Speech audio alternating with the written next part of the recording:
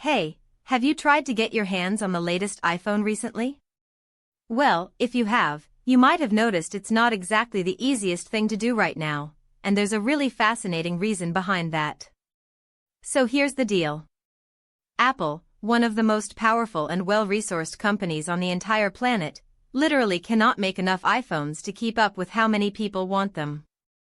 And we're not talking about some minor inventory hiccup here. This is a genuine, significant supply crunch that's hitting the tech giant hard, and it all comes down to one thing: semiconductors, otherwise known as computer chips. Now, if you've been following tech news at all over the past couple of years, you know that the global chip shortage has been absolutely brutal across pretty much every industry. From cars to gaming consoles to laptops, manufacturers everywhere have been struggling to source enough chips to build their products. And now Apple, despite all its resources and its incredibly sophisticated supply chain, is feeling that pinch in a very real way. Here's what makes this particularly interesting though. Apple has actually been one of the companies that managed to navigate the chip shortage better than most. They design their own chips in-house, those impressive A-series processors that power iPhones, and they have incredibly tight relationships with their manufacturing partners, particularly TSMC in Taiwan, which is one of the world's leading chip fabricators. So if Apple is struggling, you can only imagine how much worse it is for other companies that don't have those same advantages.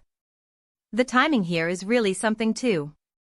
This shortage is hitting right during what should be one of Apple's strongest selling periods. Consumer demand for iPhones remains incredibly strong. People want these devices. Customers are walking into stores and going online ready to spend their money, and Apple simply doesn't have enough product to put in their hands. From a business perspective, that's essentially money being left on the table, which is something that makes investors extremely nervous.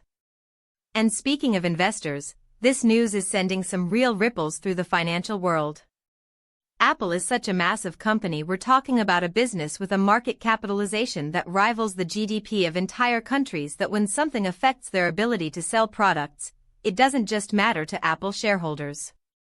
It sends signals across the entire tech sector and honestly across the broader stock market too. What's also worth understanding is that chips aren't a simple commodity you can just order more of overnight.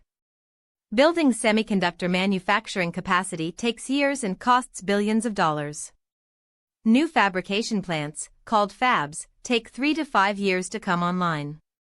So even though companies like TSMC and Intel are investing heavily in new facilities right now, the relief from those investments is still some ways down the road. There are also ongoing geopolitical tensions surrounding chip manufacturing, particularly around Taiwan, which produces a huge proportion of the world's most advanced chips. That adds another layer of uncertainty to an already complicated situation. So what does this mean for you as a consumer?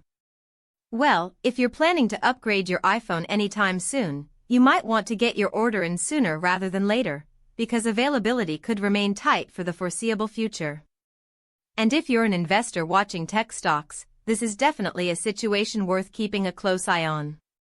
Apple has faced challenges before and has always found a way through them, but this chip shortage situation is a powerful reminder that even the most dominant companies in the world are still vulnerable to the fragilities in our global supply chain.